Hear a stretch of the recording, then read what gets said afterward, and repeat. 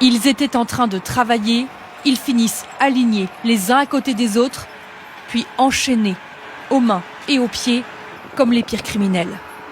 Direction le centre de détention pour 475 employés dont plus de 300 Sud-Coréens.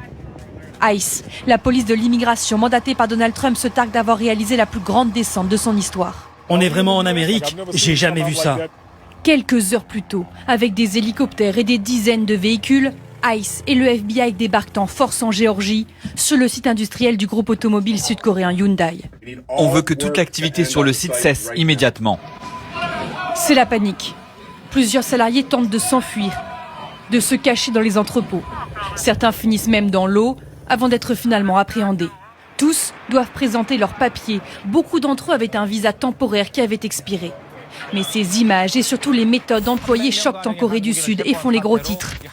Certains médias parlent de trahison de leur allié américain historique. Le gouvernement demande des explications. Il y avait une demande d'investissement à grande échelle aux États-Unis et nous y avons répondu. On avait été clair sur le fait que la délivrance de visas était une priorité.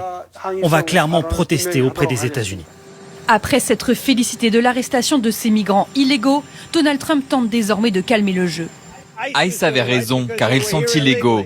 Mais il faut peut-être qu'on trouve une solution pour faire venir les gens nécessaires dans certains domaines, pour qu'ils forment nos compatriotes à le faire eux-mêmes. Donald Trump commence à le réaliser. Sa politique anti-immigration pourrait avoir un impact majeur sur l'économie. Fin 2025, pour la première fois de leur histoire, les États-Unis pourraient avoir un solde démographique négatif.